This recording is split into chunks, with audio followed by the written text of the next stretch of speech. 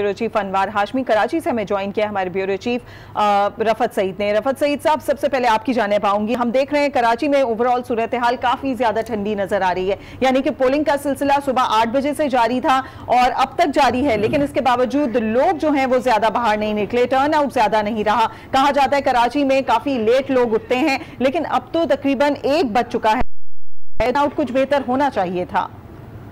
देखिए सादिया, अभी थोड़ी देर पहले ही मैं उन सारे इलाकों से गुजरता हुआ आया हूँ, मुझे तो कहीं पे भी रश नज़र नहीं आया, और बल्कि सिक्योरिटी एहलकार बहुत ज़्यादा हैं और वोटर बहुत कम हैं। तो मेरे ख्याल में हर 15-20 मिनट बाद एक वोटर आ जाया करता है। इस तरह से गुलशन इकबाल में मुख्तलिफ पोलिंग स्टेशन का तो हाल ये है। और उसके बाद अगर ये देखें, एक दिलचस्प मुकाबला है इस हल्के में। जो इमरान खान ने सीट छोड़ी थी, जो तहरीक इंसाफ के उम्मीदवार हैं वो भी इसमें मौजूद हैं, और ख़ुद MQM जो उनकी इत्तेहादी जमात है उसके उम्मीदवार भी मौजूद हैं। असल मुकाबला इन दो के दरमियान ही नज़र आता है।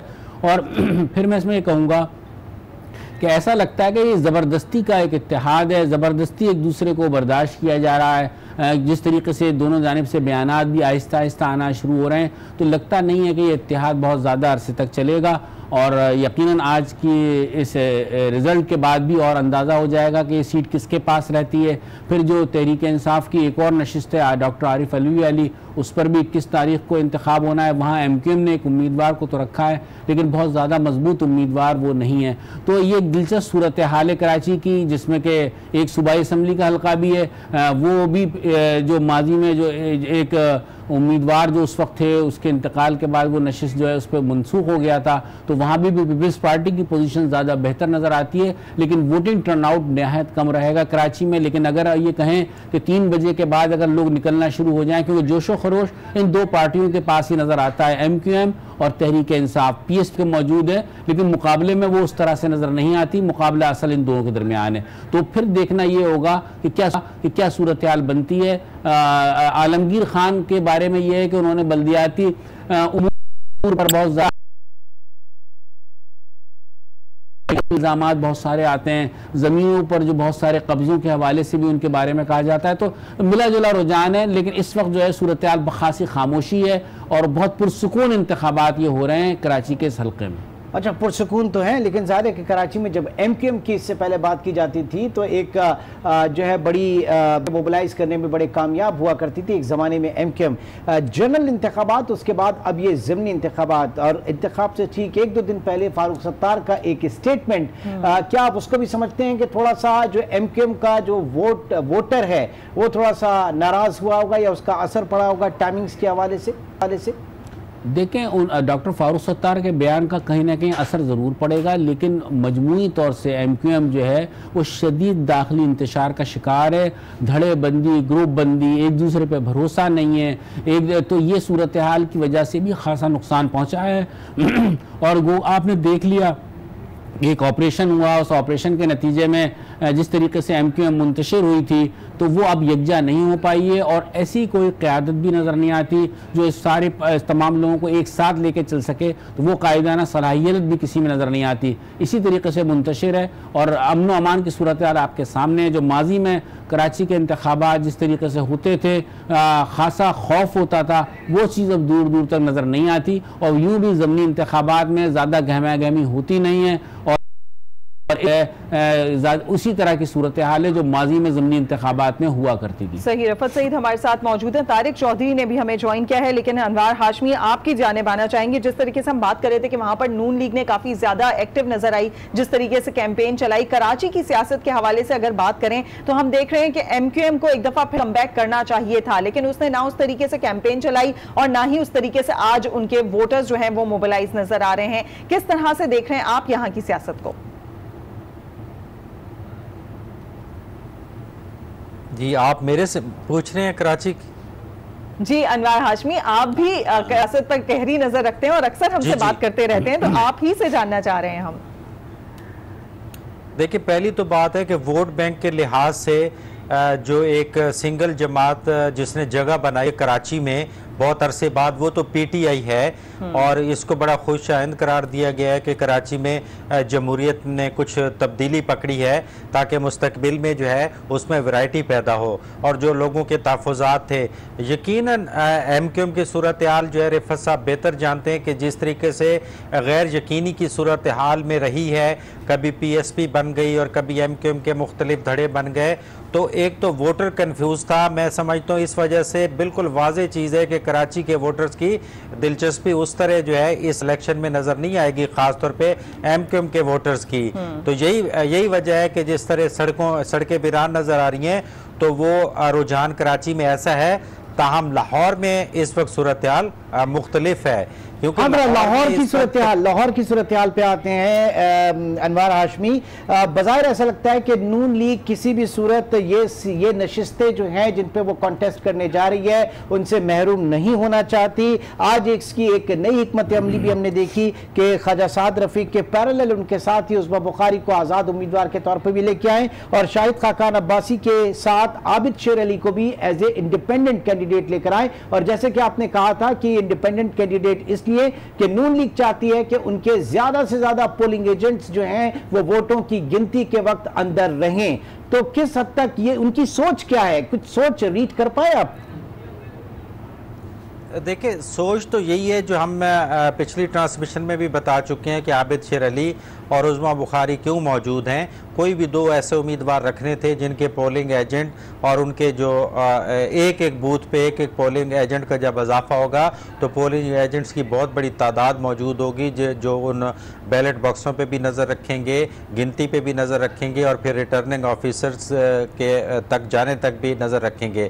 क्योंकि मुस्लिम लीग नून ने जहाँ एक तरफ तो उनका वोटर बाहर आ रहा है, पीटीआई का वोटर भी बाहर आ रहा है, 30 से 35% टर्नआउट इस वक्त मौजूद है 1 बजे के करीब, और ये तवक्को की जा रही है कि कम से कम 40% के करीब टर्नआउट जो है वो क्लोजिंग तक हो जाएगा और ये ज़िमनी इलेक्शन में एक बेहतर एवरेज समझी जाए। दूसरी बात यह है कि जब आप इस दूसरी तरफ जो साद रफ़ीक और मुस्लिम लीग नून के तर्जुमान हैं वो इलेक्शन कमीशन में अपने तहफ़्फ़ुज़ात नोट करा रहे हैं। पहले तहफ़्फ़ुज़ात में से ये है कि जो RTS सिस्टम पिछली दफ़ा ताख़ीर का शिकार हुआ था, जिसने इलेक्शन को मशकूक बनाया था, उसकी ज़मानत दी जाए कि क्या वो RTS सिस्टम ठीक है, क्या फॉर्म 45 जो है वही पोलिंग एजेंट को दिया जाएगा जो रिटर्निंग अफसर के पास मौजूद होगा।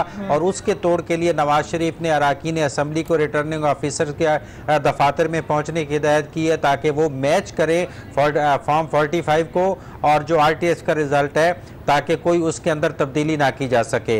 तो ये तो दोनों चीज़ें कश्मकश जारी हैं कि बैलेट वोट भी डाला जा रहा है और तहफ़्फ़ुज़ात भी अपने रिकॉर्ड कराए जा रहे हैं। असल जब ये रिज़ल्ट ये तो होते हैं अमूमी तासुर के ज़िमनी इलेक्शन में क्या रिज़ल्ट आ सकते हैं। अगर आप वोटों का मार्जिन देखना पड़ता है कि कितना फ़र्क पड़ सकता है। मसलन अगर शहबाज शरीफ की लाहौर में सूबाई असम्बली की 2 नशिस्तों पर इलेक्शन हो रहा है, जो शहबाज शरीफ जीते थे वो तकरीबन दोनों नशिस्तों पर 20 से 22 हज़ार वोटों के मार्जिन से जीते थे और उनके मुकाबले में हारने वाले वही दोनों उम्मीदवार इलेक्शन लड़ रहे हैं। तो क्या वो 20 से 22 हज़ार का मार्जिन ले पाएंगे पीटीआई के उम्मीदवार और शहबाज शरीफ वाली वो नशिस्तें लूज कर पाएंगे? इसी तरह आप देखें कि हमजा शहबाज और चौधरी परवेज इलाही की मैं आपको बता, शहबाज ने अन्य 124 से 50 से 60 हज़ार वोटों की लीड ली थी। तो अब देखना ये कि क्या पीटीआई वो 50 से 60 हज़ार वोटों का मार्जिन कवर करेगी। परवेज इलाही ने आइडियल वोट लिए अपने शहर गुजरात से और चकवाल से, कौमी असम्बली की 2 नशिस्तों पे जीते थे, 50 से 60 हज़ार वोटों की उससे मार्जिन से वो जीते थे। तो ये भी बहुत बड़ा तो के मुखालिफ उम्मीदवार ये जीत सकेंगे। तो असल में ये जब अदाद शुमार पे नज़र रखते हैं तो इसमें भी काफ़ी सूरत हाल वाज़ेह हो जाती है। ताहम जो 2 मुकाबले हैं हुमायूं अख्तर और ख्वाजा साद रफ़ीक का, तो ये दोनों माजी में दोस्त भी रहे हैं और एक ही पार्टी में रहे हैं। और दूसरी तरफ जो NA 124 का है, दोनों जो है वो कश्मीरी लड़ रहे हैं, यानी कि खाकान अब्बासी साहब का भी जो है वो कश्मीर से ताल्लुक़ है, मरी और पिंडी के एरिया से ताल्लुक़ है। तो दूसरा मोयुद्दीन जो है वो खुद भी कश्मीरी हैं और कश्मीर असम्बली का इलेक्शन लड़ते रहे हैं। तो इस लिहाज से ये थोड़ा दिलचस्प सूरत हाल ज़रूर है, लेकिन अदाद शुमार से ज़ाहिर यही होता है कि अक्सरियत इस पंजाब में वही पार्टियां जीतेंगी जिनका मार्जिन पहले ही ज्यादा है। सही। तारिक चौधरी, आपकी जानिब आना चाहेंगे। RTS के सवाल उठाए गए जब हमने जनरल इलेक्शन में इसको यूज होते देखा और उसके बाद मुख्तलिफ सियासी पार्टियों की जानिब से, मुख्तलिफ सियासतदानों की जानिब से इस पर तहफ़्फ़ुज़ात उठाए गए। एक दफ़ा फिर से RTS यूज हो रहा है इन इलेक्शन में भी, तो क्या समझते हैं सवालिया निशान उठे इसके बावजूद इसको इस्तेमाल करना क्या ज़रूरी था या फिर अब बेहतर होगा? दोबारा दोहराइएगा, आपकी आवाज़ बहुत कम आ रही है। अच्छा तारिक साहब, रिजल्ट ट्रांसमिशन सिस्टम के हवाले से हम बात कर रहे हैं। RTS हमने देखा जनरल इलेक्शंस में भी इस्तेमाल किए गए और उसके ऊपर तहफ़्फ़ुज़ात भी उठाए गए, बड़े निशान उठे सियासतदानों की जानिब से। एक दफा फिर ज़िमनी इलेक्शन में उसको इस्तेमाल किया जा रहा है, आप क्या समझते हैं? मेरा ख्याल है कि इस तजर्बे को नहीं दोहराया जाना चाहिए था। इस तजर्बे की वजह से, इस RTS सिस्टम की वजह से इंतखाबी अमल पर बड़े सवालात उठे थे। आपको याद होगा कि जब 25 जुलाई की रात हम सब लोग ट्रांसमिशन कर रहे थे, तो रात को जब गिनती का अमल रुका और उसके बाद पता चला कि ये जो RTS सिस्टम है ये बैठ गया है, उस वक्त से लेकर आज तक RTS के हवाले से तहकीकात भी जारी हैं, इंक्वायरियाँ भी हो रही हैं और उस पर सवालात भी उठते हैं। अभी कुछ रोज़ पहले भी पता चला कि एक कोई जो है इंक्वायरी कमेटी बनी है जो कि इस मामले में तहकीकात करी कि वो क्यों बैठा। अब जो सिस्टम जिसकी वजह से इंतखाबी अमल पर उंगलियां उठी, जिसकी वजह से बहुत से सवालात पैदा हुए, जिसकी वजह से अपोजिशन को ये कहने का मौका मिला कि इंतखाबी अमल शफाफ नहीं था, उसको आज क्यों दोहराया जा रहा है? अब या तो ये रात को देखेंगे हम जब गिनती का अमल शुरू होगा कि आज एक मरतबा फिर जो RTS है वो बैठ जाता है या वो काम करता है, उसकी कारकर्दगी का पता तो फिर चलेगा। लेकिन एक एलिमेंट जो है किसी इलेक्शन में जो कि मुतनाज़ हो जाए, कंट्रोवर्शियल हो जाए और उसकी वजह से जो है लोगों को सवाल उठाने का मौका मिले, तो मेरा ये ख्याल है कि उसको दोबारा दोहराना नहीं चाहिए था, या फिर ये दोहराया ना जाता जब तक उसको 100% चेक कर लिया जाए। आपको याद होगा कि इलेक्शन की रात जो है जब आम इंतखाबात हुए थे तो कहा गया कि इसका पहले जो है वो इस तरह से एक्सरसाइज नहीं हुआ और उसको इलेक्शन के दिन ही आजमाया गया, इलेक्शन की रात आजमाया गया। अब एक मरतबा फिर उसको आजमाया गया है। अब देखना है कि आज जब गिनती का अमल शुरू होगा तो उसके हवाले से क्या शिकायत आती हैं, क्या ये 100% ऑथेंटिक होता है या नहीं। ज़ाहिर है कि ट्राइड एंड टेस्टिफाइड सिस्टम जो है वो अगर होता तो सवालात उस वक्त ना उठते जो उस वक्त उठते थे, और अगर वो ना उठते तो आज भी ना उठते, क्योंकि सवालात शायद आज भी उठ सकते हैं। देखना यह है कि रिजल्ट्स का तवातुर जो है वो किस तरीके से रहता है और ये पूरा सिस्टम उसको किस तरीके से मैनेज करता है। एक जो अच्छी बात देखी कि समंदर पार पाकिस्तानी भी पहली दफा आज के इन जो हमारी वोटिंग है इसमें हिस्सा बन रहे हैं, वो इसमें हिस्सा ले रहे हैं। 7,000 के करीब जो है वो रजिस्टर हैं और अभी तक जो खबरें आ रही थी कि 3-1,000 के करीब जो है वो वोट उन्होंने बजरिया इंटरनेट जो वोटिंग है हिस्सा ले लिया है। नंबर्स काफ़ी कम हैं क्योंकि लाखों की तादाद में पाकिस्तानी बाहर हैं। आप समझते हैं कि ये एक अच्छी इब्तिदा है और आगे चल के अब ज़ाहिर है कि जो जनरल इलेक्शन 5 साल बाद की बात कर रहे हैं, ये चीज़ें पहले हो जानी चाहिए थी। तारिक चौधरी साहब देखिए जी, अगर आप जिक्र कर रहे हैं ओवरसीज़ पाकिस्तानियों की, तो ये तो जाहिर है एक पायलट प्रोजेक्ट है और इसमें जो इंटरनेट को इस्तेमाल किया गया है इसका तजर्बा आज होना है। ये तजर्बे के बाद पता चलेगा कि ये किस हद तक कामयाब होता है, किस हद तक नाकाम होता है, किस हद तक इसकी ऑथेंटिसिटी है, किस हद तक ये सीक्रेसी काम रखने में कामयाब होता है सिस्टम काम इब्तदाई तौर पर। तो फिर इसको अगले 5 सालों में इसमें मज़ीद तजर्बात किए जा सकते हैं, इसको मज़ीद बेहतर बनाया जा सकता है। जहाँ तक इसकी टेक्निकल पहलुओं का ताल्लुक है वो तो ज़ाहिर है कोई तकनीकी माहिर बता सकता है, लेकिन हमने देखना ये है कि आज की तारीख तक जो ओवरसीज़ पाकिस्तानी हैं उनको इस सिस्टम इस्तेमाल करने के हवाले से किस हद तक उनमें एंथुसियाज्म पाया जाता है, फिर ये जो वोटिंग का प्राय उसमें पाकिस्तानी किस हद तक दिलचस्पी लेते हैं। तो अभी जो हमारे सामने आज़ाद शुमार है वो तो बहुत ज़्यादा कोई खुशकुन नहीं है, बहुत ज़्यादा कोई एक्स्ट्रा ऑर्डनरी नहीं है। अगर कई लाख पाकिस्तानी बैरूनी मुल्कों में मुकीम हैं, जो कि यूरोप में भी हैं, जो कि मिडिल ईस्ट में भी हैं और बहुत से मुल्कों में हैं, तो उनमें से अगर 7,500 ने अपने आप को रजिस्टर्ड कराया है तो उससे तो पता चलता है कि उनका जो शुक्र जिसमें शामिल नहीं है। चलिए अब अगर 7,500 शामिल हैं उसमें शाम तक की उनकी अक्सरियत जो है, गालिब अक्सरियत वोट डालती है, तो फिर हम कहेंगे कि ये सिस्टम कामयाब हो गया है। वोटिंग के ट्रेंड के हवाले से बात कर रहा हूँ। जहाँ तक इसके तकनीकी पहलुओं का ताल्लुक है, तो तकनीकी पहलुओं का ताल्लुक जो है जब ये वोटिंग का अमल मुकम्मल हो जाएगा, गिनती सामने आएगी, पता चलेगा कि क्या शिकायत पैदा हुई हैं, पता चलेगा कि वो तेज़ था सिस्टम या स्लो था या वो ऑथेंटिक था, उसको आजमाया गया तो वो कामयाब रहा। तो इसकी कामयाबी या नाकामी का पता जो है इंतखाबात का अमल आज मुकम्मल होने के बाद और गिनती मुकम्मल होने के बाद होगा। बिल्कुल बिल्कुल। तारिक चौधरी भी हमारे साथ मौजूद हैं, अनवार हाशमी जबकि कराची से हमारे साथ मौजूद हैं रफत सईद। आप तीनों हजरात हमारे साथ मौजूद हैं, नाज़रीन को अपडेट कर रहे हैं ज़िमनी इंतखाबात के हवाले से। तो आपको बताएं खैबर पख्तूनख्वा के हल्के PK 78 के पोलिंग स्टेशन सिकंदरपुरा में खवातीन का टर्नआउट इंतहाई कम है, सिर्फ 86 वोट कास्ट हो सके हैं अब तक। वहाँ क्या सूरत हाल है, क्या वजह रही, इस हवाले से तफसीलात जानेंगे आज न्यूज़ की ब्यूरो चीफ पेशावर फरजाना अली से। फरजाना अली, बताइएगा, काफ़ी कम इस वक्त पार्टिसिपेशन देखी जा रही है, खवातीन का टर्नआउट काफ़ी कम है और इस वक्त हम अपडेट कर रहे हैं अपने नाजरीन को PK 78 सिकंदरपुरा में खवातीन का टर्नआउट काफ़ी कम है।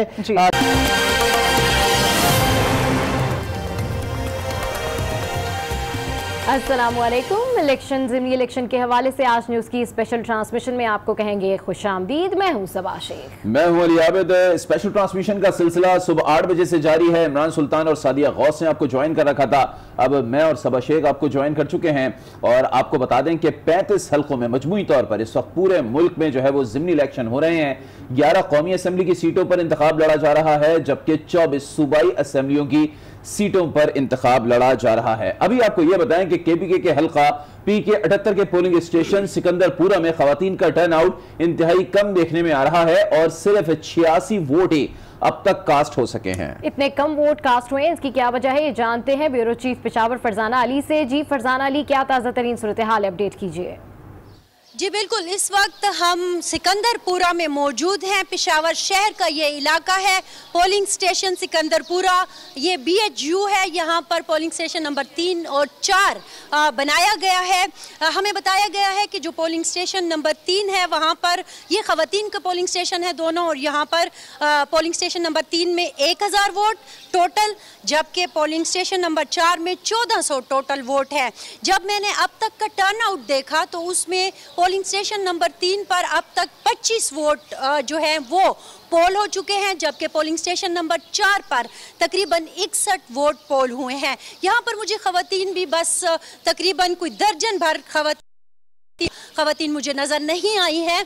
और ये सवाल जो था बुनियादी तौर पर बड़ा अहम था कि प्रिजाइडिंग ऑफिसर से भी मैंने पूछा कि क्यों टर्नआउट इतना कम है, तो उन्होंने भी यही बताया कि शायद छुट्टी का दिन है या फिर ज़िमनी इलेक्शन में जैसे एक ट्रेंड होता है कि जनरल इलेक्शन से कम लोग निकलते हैं, और ख़ुसूसन जब हम खवातीन की बात करते हैं और एक बड़ी तादाद तहरीक इंसाफ के सपोर्टर की खवातीन में से होती है, लेकिन आज मुझे खवातीन कम से कम इस पोलिंग स्टेशन पर कम नज़र आ रही हैं। तो हमारे साथ कुछ खवातीन मौजूद हैं। वोट पोल कर लिया आपने? हाँ जी बिल्कुल। ये खवातीन मुझे बहुत कम दिख रही हैं वोट पोल करने के लिए, ओवरऑल भी टर्नआउट कम है, इसकी क्या वजह, आपका क्या ख्याल है? गली मोहल्ले के लोग क्यों नहीं आए? बस ज़्यादातर लोग शादियों में मसरूफ़ है, आज संडे और लेट उठते हैं, बड़ी वजह ये है।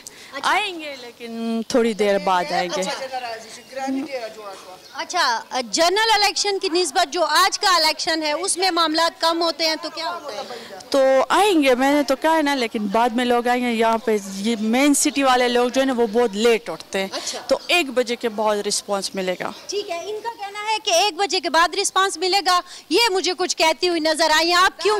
गरीबाना नबा को लोग ग्रानी है जोड़ा कला दार द सुज़को वाला पर्ची दी, द रिस्को वाला पर्ची दी, द अल्टो वाला पर्ची दी, टोडियां वाला पर्ची निश्चय, नोट वाला पर्ची निश्चय, गरीब तबाह को। तो आपको लगता है कि ये जो मौजूदा हुकूमत है, आप हुकूमत के ग्रानी शोड़ा तब भैया जोड़ा करा, आपने अपना वोट पोल कर दिया? बिल्कुल मैं वहाँ छोड़ो। अच्छा, तब वही दा। तो वही है। अच्छा, आपने इनकी बात सुनी, थोड़े से गुस्से में भी है और कह रही आखिर मुंह कम ज्यादा पैदा करूँ। अच्छा, लेकिन देखें जो मुल्क के हालात हैं तो हुकूमत तो ये कह रही है कि आहिस्ता आहिस्ता ठीक हो जाएंगे, क्या आप इससे इत्तेफाक? खला कोई तब्दीली हुआ, इस तब्दीली नशवाला ग्रानिशवा तब्दीली नशवा। अच्छा, आपने वोट पिछला किसको डाला था? आपने पिछला वोट किसको डाला था? बस आगे पता लगा तब्दीली की, तब्दीली हो नशवा, गरीबाना ने तबाह का। अच्छा, मालदार तबाह ने, गरीबाना ने तबाह का। रोबा से खबर बैंकुन दौलतुन रोबा से कर्जुना पे खलास कई न तो गरीबाना लायक निवरी दी, सुज़को वाला मरानी वरी दी, टैक्सियान वाला मरानी वरी, रिस्को वाला मरानी वरी दी, यो पर्चा यो जल्ले वर कभी लस लजलता सो पर्ची वर कभी गाडोला माशुमान मा खाम कोर्ट सड़ी राशि खजे पवाहर उमड़ी की वी मुंग सो गटू को मतलब को तासो ला खर्चा रोडू दा इंसाफ थे। ठीक है, आपने इनकी बातें सुनी, जरा गुस्से में भी है मां जी। उनका कहना यह है कि जब मैंने उनसे पूछा कि आपने पिछला वोट किसको दिया था, तो उन्होंने नाम नहीं लिया, लेकिन कहा कि हमें दिखाया गया था, हमें बताया गया था कि तब्दीली आने वाली है, तो हमने वोट दिए। लेकिन अब जो सूरत हाल है, मैं एक गरीब घराने से ताल्लुक़ रखती हूँ और हमारे शायद इनके जो शोहर हैं वो भी कोई सुजुकी वगैरह चलाते हैं। अच्छा, वो बता रही है, वो उधर खड़ी हुई, वो अभी भी कह रही है कि नहीं खावन नहीं, मेरा बेटा है जो कि सुजुकी चलाता है, और जब को वो घर आता है और मैं उनसे पूछती हूँ कि मुझे खर्चे के लिए पैसे दें, तो वो आगे से कहते हैं कि मैं आपको पैसे दूं या जुर्माने अदा करूं या बिल अदा करूं या वो चीज़ें दूं जो हम पे टैक्सों की सूरत में एक नाजिल की गई हैं। तो ये ज़रा थोड़ी सी मायूस दिखाई दे रही हैं। इनका कहना यही है कि हमने बहुत उम्मीद के साथ हुकूमत को जो है तब्दीली को इनफैक्ट वेलकम किया था, लेकिन अब हमें सूरत हाल थोड़ी सी मुश्किल दिखाई दे रही है। और मैंने जब इनसे ये कहा कि इब्तदाई दिन है और मुल्क के माशी हालात जो है वो खराब हैं, तो इंशाल्लाह आहिस्ता आहिस्ता शायद मामला ठीक हो जाए। वो और भी गुस्सा हो गई और उन्होंने कहा कि क्या ये माशी हालात सिर्फ गरीब के लिए ख़राब है? जिनकी टूटी गाड़ियां हैं, जिनकी बड़ी गाड़ियां हैं, उन पर तो कोई टैक्स नहीं लगाता, उनसे तो कोई टैक्स नहीं लगाता, सारे टैक्स जो हैं वो गरीबों से लिए जाते हैं, रिक्शे वाले से, सुजुकी वाले से भी बोल रही हैं। तो एक जो जनरल ट्रेंड है वो हमें थोड़ा सा इस तरह से नज़र आ रहा है। और ओवरऑल मुझे जो टर्न आउट है वो फ़िलहाल थोड़ा कम नज़र आ रहा है। आपने जैसे कि मैंने आपको बताया 25 और 61, तो 1400 और 1000 इस वोटों में अभी तक ये पोल हुए हैं। बहरहाल हम देखते हैं, साथ साथ हम अपना जो ये सारी कवरेज है वो जारी रखेंगे, आपको लम्हा बलम्हा बताते रहेंगे। जी, तो फरजाना अली पेशावर से हमें अपडेट कर रही थी। अली, वहाँ पर वोटर्स टर्नआउट जो है वो काफ़ी कम नज़र आ रहा है और ये कह रही है कि हो सकता है जैसे जैसे टाइम बढ़ेगा वैसे कुछ बेहतरी आ जाए। अच्छा, ये मजमूई रवैया है अमूमी तौर पर। केबीके में तो बहुत ज़्यादा देखने में आता है, और वो एरिया जो रिमोट कंट्रोल एरियाज हैं उनमें तो अक्सर औकात हमने देखा है कि खवातीन को वोट कास्ट करने में बड़ी परेशानी का सामना करना पड़ता है, और कई खवातीन ऐसी होती हैं जो खुद भी वोट कास्ट नहीं करती। हाँ बिल्कुल, खुद से भी वो जाकर वोट कास्ट नहीं करती। एक और खबर आपके साथ में शेयर करते हैं जो कि नौशेरा के इलाके ज़रामीना से है, जहाँ खवातीन के वोट कास्ट करने पर पाबंदी के बायस 1300 खवातीन वोटर्स में से ताहाल किसी ने वोट कास्ट नहीं किया। दूसरी जानिब इलेक्शन कमीशन ने खवातीन वोटर्स को वोट से रोकने का नोटिस भी ले लिया है। हम खबर आपको दे रहे हैं, नौशेरा के इलाके ज़रामीना में खवातीन के वोट कास्ट करने पर पाबंदी के बायस 1300 खवातीन वोटर्स में से ताहाल किसी ने वोट कास्ट नहीं किया है। दूसरी जानिब इलेक्शन कमीशन ने खवातीन वोटर्स को वोट से रोकने का नोटिस भी ले लिया है। मजीद जानेंगे आज न्यूज के नुमाइंदे मोहम्मद शोएब हमारे साथ मौजूद है। ये बताइएगा, खवातीन वोटर्स पर पाबंदी है कि वो वोट कास्ट नहीं कर सकती हैं, ये पाबंदी किसने लगाई हुई है पहले ये बताइएगा, और अब इलेक्शन कमीशन ने इस सिलसिले में नोटिस भी ले लिया है। जी बिल्कुल, ये नौशेरा का इलाका है ज़रामीना, वहाँ पर खवातीन के वोट पर पोलिंग पर जो है वो पाबंदी लगा दी है। वो इलाके के मशरान ने ये पाबंदी लगाई है। हमने वहाँ के मशरान से बात भी की, उन्होंने कहा कि हम पहले इलेक्शन में हमारी औरतों से छेड़छाड़ हुई थी, तो इसी वजह से हमने इस दफा जो है इलेक्शन से पोलिंग जो है खवातीन उस पर पाबंदी लगा दी। तो इस हवाले से डिस्ट्रिक्ट रिटर्निंग ऑफिसर वो भी पहुंचे गए, इलेक्शन कमीशन जो वो भी पहुंच गए, और इससे मुज़ाकरात अभी जारी है। लेकिन अभी कुछ देर पहले मुतबर ज़राना ये कह रहा है कि अभी मुज़ाकरात जो है वो कामयाबी की तरफ जा रहे हैं, और इंशाल्लाह जल्दी जल्दी वो जो है खवातीन की पोलिंग वो शुरू हो जाएगी। जी चले, आप ये कह रहे हैं मुज़ाकरात की तरफ मामला जा रहा है और हो सकता है ये मसला जल्द से जल्द हल हो जाए। लेकिन बहरहाल अहम खबर यही है, नौशेरा का इलाका है ज़रामीना, जहां खवातीन के वोट कास्ट करने पर पाबंदी के बायस 1300 खवातीन वोटर्स में से ताहाल किसी ने वोट कास्ट नहीं किया है। आज न्यूज के नुमाइंदे मोहम्मद शोएब हमें रिपोर्ट कर, बहुत शुक्रिया। और इस वक्त नाज़रीन हम देख रहे हैं कि मुल्क के तूलो अर्ज में जहां जहां बाई इलेक्शन हो रहे हैं, कहीं बहुत ज्यादा वोटर्स जो कर रहे हैं और कहीं जो है वो सन्नाटा छाया हुआ है। इस वक्त शहर कायद में क्या सूरत हाल है, इस पर तफसीली बात करेंगे, तजिया हासिल करेंगे। सुबह से ही हमारे साथ स्टूडियोज में मौजूद हैं आज न्यूज़ कराची के ब्यूरो चीफ हैं रफत सईद। तो रफत, अब जरा आपकी तरफ आएंगे, ये बताइएगा, जनरल इलेक्शन में हमने देखा था इस दफा वो माहौल कराची में देखने में नहीं आया था जो माजी के इलेक्शन में देखने में आया करता था। आज बाय इलेक्शन हो रहे हैं, आज भी वैसा माहौल कम से कम नहीं है जैसे कि माजी में देखने को मिला है। सूरत हाल भी थोड़ी मुख्तलिफ है। एग्जैक्टली देखें अली आबिद, आपने देखा होगा ज़मीनी इंतखाबात में अमूमन टर्नआउट कम रहता है। फिर ये होता है कि जिस पार्टी ने नशिस्त हासिल की हो वही उसको हासिल करती है। फिर ये इस लिहाज से भी ज़्यादा दिलचस्पी और लोगों की तवज्जो का बाइस बन रहा था ये हल्का। कि यहाँ से इमरान खान ने इलेक्शन जीता था और उन्होंने ये नशिस्त छोड़ी थी। तो उसके बाद इस बात का बड़ा लोगों में नाराज़गी भी थी और ये कहा गया था इस तरह तहरीक इंसाफ की तरफ से कि वज़ीर आज़म कराची से, तो वो ये समझते थे कि इमरान खान यहीं से अपनी इस नशिस्त को बरकरार रखेंगे, लेकिन फिर नहीं रखा उन्होंने बरकरार। तो उस पर भी एक लोगों में मायूसी थी। फिर MQM और तहरीक इंसाफ का जो इत्तेहाद हुआ था तो इब्तिदा में ये लग रहा था कि दोनों शायद मिलकर लड़ें, या दो नशिस्तें कराची से खाली हुई हैं, एक डॉक्टर आरिफ अलवी जो अब सदर मुमलिकत हैं और एक इमरान खान वाली, तो एक नशिस्त एक ले लेगा एक, लेकिन एक दूसरे अपने पास रखेगा। मगर फिर सूरत हाल ये बनी कि दोनों जगहों पर जो है उन्होंने जो है अपने उम्मीदवार खड़े किए। तो जो इत्तेहाद दो जमातों का हुआ था ये खासा सवाल, लोगों ने सवालात भी उठाए कि जब इत्तेहाद भी है तो दोनों को मिलकर लड़ना चाहिए था। तो मैं ये कहूँगा जो नज़र आता है कि दोनों में इत्तेहाद ज़बरदस्ती का इत्तेहाद है, ये दोनों तरफ मजबूरी नज़र आती है। MQM भी मजबूरी में है, MQM वो माजी वाली MQM नहीं है कि जो अपने फैसले मनवाया करती। रफत साहब MQM के साथ हुआ है, आप कह रहे हैं कि माजी वाली MQM नहीं है, तो ये जो सेटबैक हुआ है MQM कम बैक कर सकती थी, लेकिन क्या वजह हुई? हम देख रहे हैं कि MQM की सूरत हाल जो की तू है बल्कि बद से बदतर होती जा रही है। देखिए MQM बैक तो कर रही है, कम बैक का तो मैं नहीं कह सकता, मगर मसला ये है कि MQM जो है वो, अब मैंने जैसे पहले भी कहा था कि मुंतशिर है। MQM में क़यादत का फुकदान है, कोई मरकजी क़यादत नहीं है जो माजी में जिस तरह हुआ करती थी और अपने वोटर पे भी गिरफ्त होती थी, वो गो के ज़बरदस्ती की होती थी, कहा यही जाता है। इसके बाद अपने कैंडिडेट्स पे भी गिरफ्त होती थी, लेकिन वो अब उस तरह की गिरफ्त नहीं है। अब पार्टी जो है हर तरह के दबाव से आज़ाद है और उसके अलावा फिर इख्तलाफात भी हैं। फिर इलेक्शन से एक दिन कबल जो है वो डॉक्टर फारूक सत्तार ने जो एक नजरियाती ग्रुप की एक बात की, उससे भी एक फर्क पड़ेगा। बिल्कुल फैसल ज़ुआरी ने सिलसिले में एक क्वेश्चन रेज किया था कि अब जब बाय इलेक्शन करीब हैं तो फारूक सत्तार को अचानक आप दुरुस्त कह रहे हैं, मगर मैं बात इसको मुकम्मल कर लूं ताकि बात समझ में आ जाए कि बात फैसल ज़ुआरी बात तो कर रहे हैं ये वाली, लेकिन अंदर इख्तिलाफ है। जब तक MQM के अंदरून खाना इख्तिलाफात दूर नहीं होंगे, सब एक पेज पर नहीं आएंगे, वो नताइज हासिल नहीं किए जा सकते। इस हल्के में कहा जा सकता है कि जो आमिर चिश्ती हैं ये भी अपने भाई जो उनके खालिद बिन वलीद थे उसकी वजह से ये MQM में आए और उन्होंने नशिस्त हासिल की। नाराजगी थी बाज़ हल्कों की अंदरून खाना MQM में, या किसी और को ये नशिस्त दी जाती, या अगर कम अज़ कम फैसल ज़ुआरी को इंतखाब लड़वाया जाता, वो कि फैसल ज़ुआरी खुलकर नहीं कह रहे हैं, मगर अगर उन्हें भी लड़ाया जाता तो शायद और बेहतर पोजीशन होती। तो लिहाजा अभी कुछ नतीजे के बारे में कोई अपनी अपनी देख रहा है। जी ठीक है, चले इस वक्त लाहौर से हमें अनवार हाशमी ज्वाइन कर चुके हैं, इस्लामाबाद से तारिक चौधरी भी हमें ज्वाइन कर चुके हैं।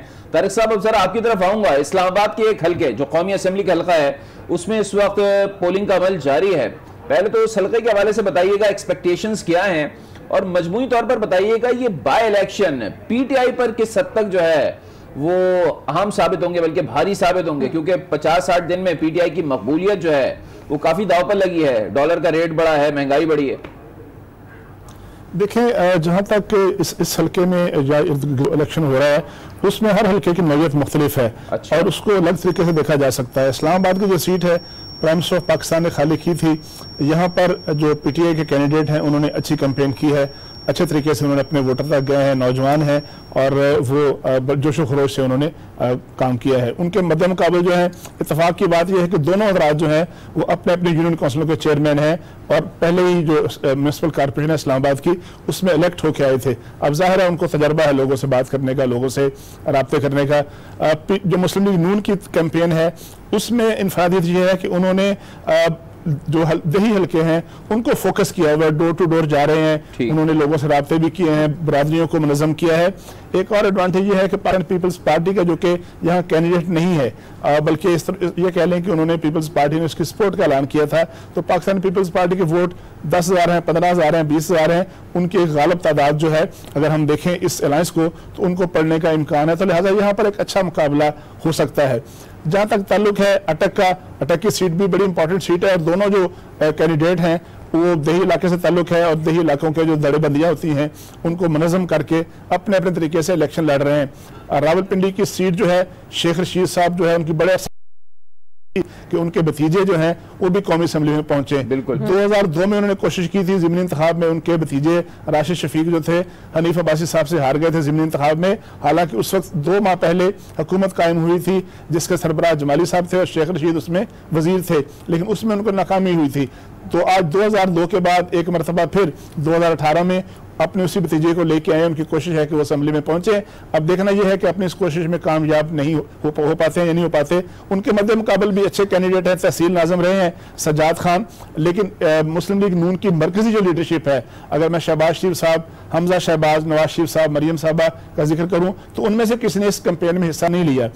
लाहौर की बात जो है, लाहौर में कैंडिडेट इतने मौसर, इतने मकबूल हैं और इतने पुराने वर्कर हैं कि वो अपने तौर पर कैंपेन चला रहे हैं। लेकिन बहरहाल एक बात यह हकीकत है कि पाकिस्तान मुस्लिम लीग नून के कारकुनों को जिस तरह तवक्को थी कि मरकजी लीडरशिप जो है मैदान में निकलेगी, वो पूरी नहीं हुई। ये बात अपने जगह दुरुस्त है कि नवाज शरीफ साहब या मरियम साहबा जो है वो सोग की हालत में है। मरियम की वालदा फौत हुई हैं, नवाज शरीफ साहब की जिंदगी भर की जो साथी हैं वो फौत हुई हैं। लेकिन बाहर जो लीडर होते हैं, लोग उनसे बड़ी तवक्कुआत करते हैं, वो जाती सदमा से निकल कर जो इज्तिमाईयत होती है उसकी तरफ जाते हैं। तो मेरा ये ख्याल है कि अगर पाकिस्तान मुस्लिम लीग नून की लीडरशिप नवाज शरीफ और मरियम साहबा हल्कों में जाते, 1, 2, 3, 4 हल्कों में, तो शायद मामला बहुत मुख्तलिफ होता।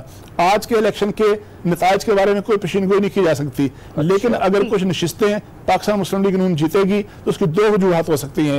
एक वजह यह है कि मुस्लिम लीग नून के जो कैंडिडेट हैं उन्होंने अच्छी मेहनत की होगी। दूसरी वजह यह है कि गुज़श्ता 2 माह में जो अवाम के मसाइल में यकदम इजाफा हुआ है, शायद वो महरूमी, शायद वो जो मसाइल का शिकार है, वो तो शायद एलिमेंट इसमें कोई काम कर जाए। लेकिन अगर कैंपेनिंग को कहा जाए, अगर मौसर मुहिम को कहा जाए, तो वो पाकिस्तान मुस्लिम लीग नून की बजाय पीटीआई ने ज्यादा मसरत तरीके से मुहिम चलाई है। कैंपेनिंग ज्यादा स्ट्रॉन्ग तरीके से चलाई जा रही है। अनवार हाशमी लाहौर के ब्यूरो चीफ हमारे साथ मौजूद है। अनवार हाशमी, जिस तरीके से अभी तारिक चौधरी साहब ने कहा कि जो मुस्लिम लीग नून की मरकजी लीडरशिप है, अगर वो निकलती तो खासा डिफरेंस होता, क्या देख रहे हैं लाहौर में, आप क्या सूरत हाल बनती नजर आ रही है?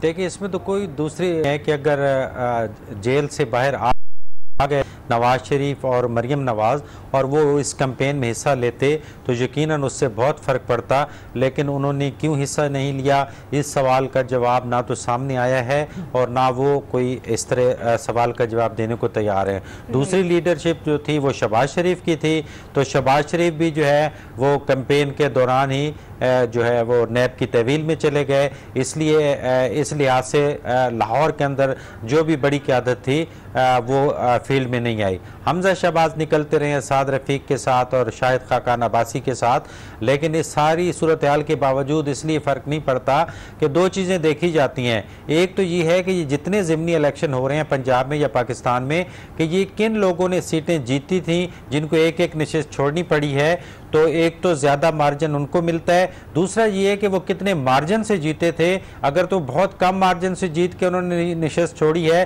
तो दूसरी पार्टी जो है वो हिम्मत करके या अपनी कैंपेन थोड़ी बेहतर करके तो उसको दोबारा जीत सकती है। अब लाहौर में देखें कि 14 नशिस्तों में से जनरल इलेक्शन में मुस्लिम लीग नून ने 10 नशिस्तें जीती और पीटीआई ने 4 नशिस्तें हासिल की थी। अब जो हमजा शहबाज ने सीट छोड़ी है तो वो तकरीबन 50-60 हज़ार वोटों के मार्जिन से जीते थे और उसके बाद उन्होंने वो नशिस्त छोड़ी है और वो पंजाब असम्बली में आ गए। तो अब इतना बड़ा मार्जिन पहले भी मैं कह चुका हूँ, देखना पड़ेगा कि वो पीटीआई गेन कर सकती है कि नहीं। सूबाई असम्बली की दोनों नशिस्तें लाहौर में शहबाज शरीफ ने छोड़ी हैं क्योंकि वो कौमी असम्बली में चले गए थे और उनका मार्जिन था तकरीबन 20 से 22 हज़ार वोटों का सूबाई असम्बली की दोनों नशिस्तों पे।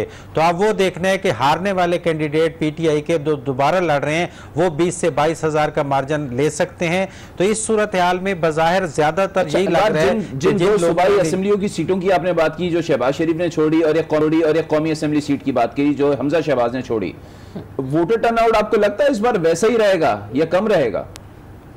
देखें, इस वक्त तक तकरीबन 1 बजे तक 1:30 बजे तक मैंने जायजा लिया था, उस वक्त 30 से 35% टर्नआउट था। तवक्को की जा रही है कि 40 से 42% टर्नआउट जो है जो रफ्तार जारी होना चाहिए। मोर देन 50% था। जी।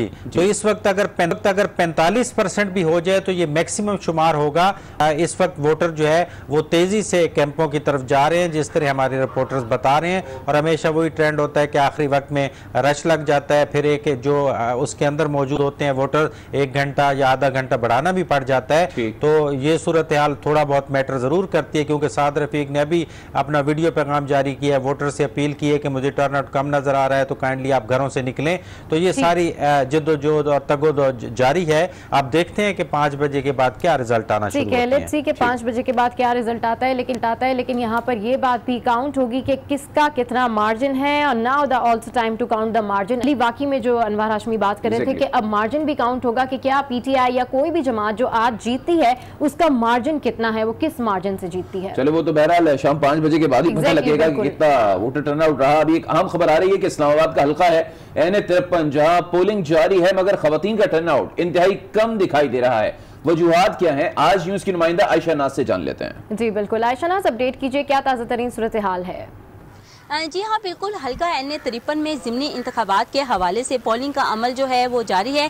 इस वक्त मैं G7 के इलाके में मौजूद हूँ और यहाँ खवातीन पोलिंग बूथ के बाहर जो है मैं मौजूद हूँ, लेकिन यहाँ पे देखने में आ रहा है कि खवातीन का टर्न आउट जो है वो बहुत कम है। इस हिसाब से पोलिंग स्टेशन में कोई आ रहा पोलिंग का अमल काफ़ी सुस्त रवि का शिकार है। और इसके साथ साथ अगर बात की जाए सिक्योरिटी के हवाले से तो सिक्योरिटी के इंतजाम भी काफ़ी सख्त किए गए हैं। तकरीबन 3000 के करीब पुलिस एहलकार जो है अपनी ड्यूटी पर मामूर हैं आज और मुख्तलिफ पोलिंग स्टेशन पर अपनी ड्यूटी कर रहे हैं। इसके साथ साथ रेंजर्स और पाक फौज के जवान भी जो है पोलिंग स्टेशन पर ड्यूटी पर मामूर हैं, लेकिन मीडिया को अंदर जाने की इजाज़त नहीं दी जा रही। जब हमने उनसे बात की अंदर जाने के लिए तो उनका कहना था कि हमें ऊपर से जो है वो ऑर्डर नहीं है, किसी भी किस्म के मीडिया को अंदर नहीं जाने दिया जा रहा है। इसलिए हम लोग बाहर से ऑब्जर्व कर रहे हैं, लोगों का टर्न आउट जो है वो बहुत कम देखने में आ रहा है, लोग बहुत कम निकल रहे हैं। वैसे भी शहरी इक़्तिदार में आज छुट्टी का दिन है और लोग जो है वो अपने टाइम पर ही उठते हैं। हो सकता है कि आगे टाइम गुजरने के बाद टर्न आउट जो है वो वाज़ेह तौर पर देखने में मिले, लेकिन फ़िलहाल अभी जो है टर्न आउट बहुत कम है। और पोलिंग का अमल जो है 5 बजे तक बिला तातुर जारी रहेगा आज शाम तक और लोगों से यही दरख्वास्त की जा रही है कि और अपने हक़ राय दही का इस्तेमाल करें। जी ठीक है, शनाज अपडेट करें थी, आपका शुक्रिया। अब जरा कराची का रुख कर लेते हैं जहां हल्का PS87 पर ज़िमनी इंतखाब के लिए इस वक्त पोलिंग जारी है। आज न्यूज के नुमाइंदे शकील अहमद इस वक्त एक पोलिंग स्टेशन के अंदर मौजूद हैं। 34 और 35 के करीब ये मौजूद हैं। इस वक्त क्या सूरत हाल है ये उन्हीं से जान लेते हैं। तो शकील बताइएगा, अभी आपको क्या सूरत हाल नजर आ रही है, वोटर टर्नआउट कैसा है, जोशो खरोश कैसा है? इस वक्त मैं मौजूद हूँ सूबाई असम्बली के हल्का 87 में। यहाँ पर इस वक्त पोलिंग का अमल जारी है और इस वक्त मैं मौजूद हूँ बिलखुसूस पोलिंग स्टेशन 34 और 35 में, जहाँ मजमूई तौर पर 8 पोलिंग बूथ बनाए गए हैं, जिनमें से 4 मर्दों के लिए और 4 खवातीन के लिए। इस वक्त आप देख सकते हैं ये वोटर्स हैं जो अपना वोट कास्ट करने अंदर जा रहे हैं। इनके लिए सख्त जो है वो चेकिंग की जा रही है, इनके शनाख्ती कार्ड चेक किए जाते हैं, वोटर कार्ड चेक किया जाता है और उसके बाद ही उन्हें अंदर जाने की इजाज़त दी जाती है, जहाँ वो अपना लिस्ट में नाम बताएंगे और उसके बाद उन्हें जो वोटर बैलेट पेपर है वो जारी किया जाएगा और उस पर जो है वो अपना हक राय दही अदा करेंगे। इस वक्त छुट्टी का दिन है, ज़मीनी इलेक्शन है, तो लोग जो है इस वक्त तक घरों से नहीं निकले हैं क्योंकि छुट्टी का दिन है, लेकिन इसके बावजूद जो है इस वक्त पोलिंग का अमल जारी है। 2 घंटे से ज़ायद का वक्त गुजर चुका है और इस वक्त स्टील टाउन के मुख्तलिफ जो पोलिंग स्टेशन है वहाँ पर लोगों की तादाद कम देखने में नजर आ रही है, लेकिन मुकाबला जो है इस जो सूबाई असम्बली का हल्का 87 यहाँ पर मुकाबला सिर्फ 2 ही जमातों में, सियासी जमातों में नजर आता है, एक पाकिस्तान पीपल्स पार्टी और दूसरा पाकिस्तान तहरीक इंसाफ। अब इस वक्त जो है लोगों ने अपने जो सियासी पार्टियां, मुख्तलिफ सियासी पार्टी कैंप्स लगा रखे हैं, अपने वोटर्स को जमा कर रहे हैं और लोगों की एक जो तादाद है वो कम देखने में आ रही है। छुट्टी का दिन है, ज़मीनी इलेक्शन है और लोग जो है अपना पोलिंग का अमल इस वक्त जारी है और इस पोलिंग के वक्त जो है सख्त सिक्योरिटी इंतजाम किए गए हैं। पुलिस और रेंजर्स की नफरी तैनात की गई है पोलिंग स्टेशन के अतराफ में, जबकि अंदर जो सिक्योरिटी के फराइज हैं वो पाक आर्मी के जवान जो है वो सरअंजाम दे रहे हैं। जी है, पोलिंग का अमल जारी है। PS87 से रिपोर्ट कर रहे थे आज न्यूज के नुमाइंदे शकील नकवी और सबा सूरत हाल कुछ इस तरीके से थी कि वोटर्स जरा कम नजर आ रहे थे, सिक्योरिटी हुक्काम जरा ज्यादा नजर आ रहे थे और मीडिया पर्सन भी बड़ी तादाद में नजर आ रहे थे, लेकिन वोटर्स आज नजर नहीं आ रहे। वोटर्स नजर नहीं आ रहे, ये भी कह सकते हैं क्योंकि आज छुट्टी का दिन है, संडे है, तो हो सकता है अब जैसे जैसे टाइम बढ़ेगा ऑब्वियसली हो सकता है कि लंच के बाद वो लोग सोचें कि चले लेट्स गो टू फॉर वोटकास्ट। अच्छा जी, इस सवाज के 2 सूबाई हलकों का जिक्र कर लेते हैं, PK3 और PK7, जहां पर पोलिंग जारी है और शहरी वोट कास्ट करने के लिए पोलिंग स्टेशन पर पहुंच रहे हैं और इस वक्त हमारे नुमाइंदे अनवर अंजुम वहां पर मौजूद हैं, उनसे मजीद तफसीलात जानते हैं। अनवर बताइए, वोटर टर्नआउट कैसा देख रहे हैं आप? जी बिल्कुल, मुल्क के दीगर हिस्सों की तरह स्वात में भी 2 सूबाई हलकों PK3 और PK7 पर ज़िमनी इंतखाबात हो रहे हैं। इस वक्त में PK7 की हल्के में मौजूद हूँ। दोनों हल्कों से मजमूई तौर पर 4 उम्मीदवार जो है वो मैदान में मुतहिदा पोजीशन और PTI के माबैन कांटेदार मुकाबले की तवक्को की जा रही है। अगर यहाँ पर मैं वोटों की बात कर दूँ तो 3,01,899 अफराद अपनी वोट इस्तेमाल करेंगे। इस हल्के में 95 पोलिंग स्टेशन कायम किए गए हैं, जबकि PK3 में 98 सबकी सिक्योरिटी की खातिर ख्वाह इंतजाम किए गए हैं और पुलिस के साथ साथ पाक फौज के एहलकार भी सिक्योरिटी की सरंजाम दे रहे हैं। ये पोलिंग जो है ये 5 बजे तक बिला किसी वक्फा जारी रहेगा। जी अनवर अंजुम इस वक्त हमें अपडेट करें। ट्रांसमिशन का सिलसिला जारी है। कराची में आज न्यूज कराची के ब्यूरो चीफ रफत सईद हमारे साथ मौजूद हैं। इस्लामाबाद से जो है वो हमें ज्वाइन कर रखा है तारिक चौधरी ने, जो हमारे ब्यूरो चीफ है वहां पर, जबकि लाहौर से अनवर हाशमी हमारे साथ मौजूद हैं। अब रफत जरा आपकी तरफ आऊंगा, ये बताइएगा, एक हल्का है NA 240 तरीक कौमी असम्बली का, PTI भी कॉन्टेस्ट कर रही है, MQM पाकिस्तान भी कॉन्टेस्ट कर रही है, दोनों मरकज में इत्तेहादी भी हैं। जैसे कि आपने कहा बड़ा अहम जो है वो मार्का होगा ये, पूरी कोशिश करेगी कि ये सीट निकालने में कामयाब रहे, PTI भी कोशिश करेगी कि अपनी सीट बचाने में कामयाब रहे। एक बार फिर जो हारेगा वो धांधली का इल्जाम लगाएगा या नहीं इस दफा, क्योंकि आप तो इत्तेहादी हैं। देखिए अली आबिद, उस तरह की सूरत हाल नहीं है, ना इल्ज़ामात लगाए जा सकते हैं ना लगाए जाएंगे, क्योंकि बड़े वाज़ेह तौर से नज़र आ रहा है इत्तेहादी ज़रूर है। लिहाजा मैंने शुरू में भी कहा था कि ज़बरदस्ती के इत्तेहादी हैं और दोनों के चेहरे से आया होती है वो मजबूरी। इमरान खान ने एक्सेप्ट किया उसी MQM को जिस पे वो तनकीद किया करते थे, जिसे अच्छा नहीं समझते थे। इसी तरह जिस तहरीक इंसाफ को MQM अपना राइवल समझा करती थी उसको कबूल किया। तो ये मजबूरी का इत्तेहाद है, देखते हैं कब तक चलता है। असल मार्का पंजाब में है, लाहौर में, जो सिम्बॉलिक है बड़ा तहरीक इंसाफ के लिए भी। तहरीक इंसाफ का कड़ा इम्तहान है और इसी से ये 50 दिन की कारकर्दगी से असर पड़ा या नहीं पड़ा ये बात वाज़ेह होगी वहाँ जाकर, क्योंकि ख्वाजा साद रफीक उनके असल राइवल हैं और वही एक जिसे कह सकते हैं सिंबॉलिक वही इलेक्शन हो रहे हैं। यहाँ के में तो जिस तरह के अभी कुछ कहा नहीं जा सकता, अभी तक भी टर्नआउट वो नहीं है जो कि हुआ करता था माजी में कभी इस कराची शहर में ज़िमनी इंतखाबात में भी। तो बहुत लोगों की तवज्जो नहीं है और लगता किसी लम्हे लोग ये कहते हैं लगता है कि जब क्योंकि पहले ही इमरान खान की नशिस्त थी, तहरीक इंसाफ जीत सकती है। आलमगीर खान बल्दियाती उमूर अंजाम देने की वजह से शोहरत पा गए, लेकिन असल में ये सीट जमात इस्लामी की थी, उसके बाद ये MQM की थी, फिर तहरीक इंसाफ कहीं आई है यहाँ पर। तो इसमें भी बहुत कम मार्जिन से जो भी नताइज सामने आएंगे उसमें दोनों का 50-50 लगता है अभी तक की सूरत हाल में। और इसी में आप ये कहें कि अगर PSP बहुत भरपूर तरीके से सामने ज़रूर आई है, लेकिन उस तरीके से स्टेक्स हाई नहीं है PSP के जो कि MQM और इनके हैं, और दोनों तरफ जो गहमा गहमी है वो इन दो कैंपों में ही नजर आती है, बाकी कुछ नजर नहीं है। नहीं, PSP ने कैंपेन अच्छी चलाई है, बहुत उन्होंने रंग डालने की कोशिश की है, खासे जिसे कह सकते हैं कि आप तवज्जो हासिल करने की कोशिश की है, लेकिन असल मुकाबला इन दोनों तहरीक इंसाफ और MQM के दरमियान है। और उसमें भी एक और बात कहूंगा कि जो आरिफ अलवी की नशिस्त पर जो सदर मुमलिकत बन चुके हैं, यकीनन लगता है कि अंदर से ये एक अलायंस हो के वो नशिस्त आप ले लें, ये नशिस्त हम ले लेंगे। लेकिन वैसे कहा ये जरूर जा रहा है, लगता नहीं अगर ऐसा होता तो यहाँ कैंडिडेट खड़ा ना किया जाता। सही है, बिल्कुल, अगर ऐसा होता तो यहाँ पे कैंडिडेट खड़ा ना किया जाता। रफ़त सईद, जिस तरीके से आप कह रहे हैं कि जबरदस्ती का इत्तेहाद है, तो ये बात तो वाज़ेह हो जाती है कि जब खालिद मकबूल सिद्दीकी गए थे और मिले थे बनी गाला में, उन्होंने मुलाकात की थी हुकूमती उम्मीदवारों से, ओहदेदारान से, तो उन्होंने यही कहा था कि हर हुकूमत की मजबूरी होती है कि उनको MQM को साथ लेकर चलना ही पड़ता है। तो बिल्कुल एक खिंचाव तो है तहरीक इंसाफ और MQM के दरमियान, लेकिन अगर ओवरऑल देखा जाए तो ये ओवरऑल जो सिचुएशन है ये सुलझेगी कैसे, क्योंकि MQM तो दिन ब दिन हम देख रहे हैं कि पीछे से पीछे होती जा रही है और इनके इख्तलाफात भी सामने आते जा रहे हैं, और वहीं PTI भी अपना रंग जमा रही है। देखिए ये सुलझेंगे नहीं, जब जरूरत होगी MQM को, अब MQM टूल हो चुका है कि जिसे जब चाहे इस्तेमाल कर। आप बात कही कि MQM के, उन्होंने कहा कि मजबूरी MQM की नहीं है, मजबूरी जो है MQM जो है को तो फिलहाल को कबूल भी उस तरीके से नहीं करता, लेकिन इमरान खान की ये मजबूरी आ गई थी तो उसे MQM को कबूल करना पड़ा, लेकिन बहुत अरसे तक शायद ये इत्तेहाद ना चल सके जो अब तक नजर आ रहा है। खिंचाव दोनों तरफ मौजूद है। आप कह रहे हैं खिंचाव दोनों तरफ है। तारिक चौधरी साहब, अब जरा आपकी तरफ आऊंगा, ये बताइएगा PTI के हलकों में क्या चमगोइयां हैं, वो सीटें जो PTI ने छोड़ी, खासतौर पर इमरान खान ने छोड़ी, क्योंकि PTI यकीन रखती होगी कि वो सीटें बासानी इस बार लेने में कामयाब रहेगी, तो पीटीआई क्या समझती है, बासानी ले लेगी या थोड़ा बहुत मसाइल का सामना करना पड़ेगा, टफ मुकाबला होगा?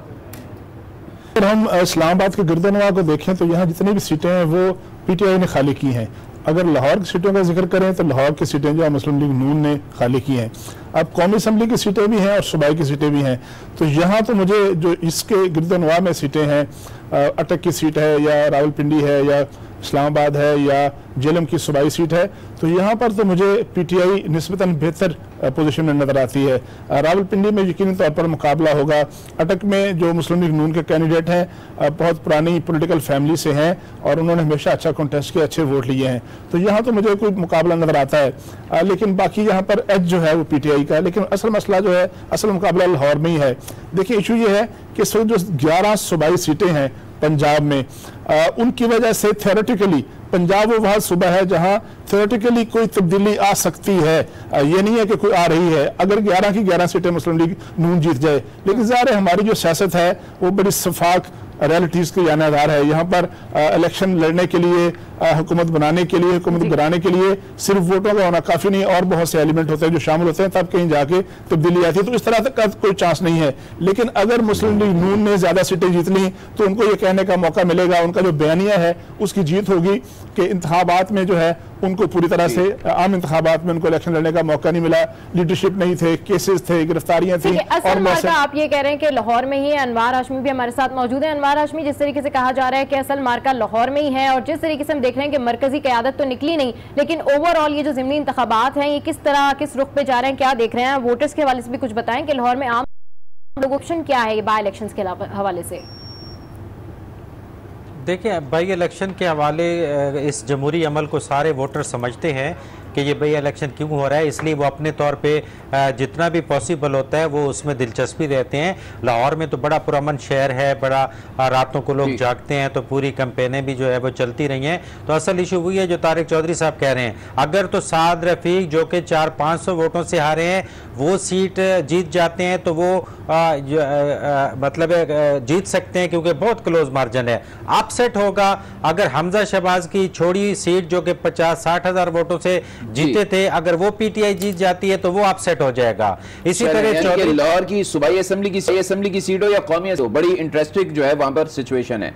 अनवर आप हमारे साथ मौजूद रहिए, तारिक चौधरी साहब हमारे साथ मौजूद हैं, वो भी हमारे साथ मौजूद रहेंगे, और रफत सईद कराची में हमारे साथ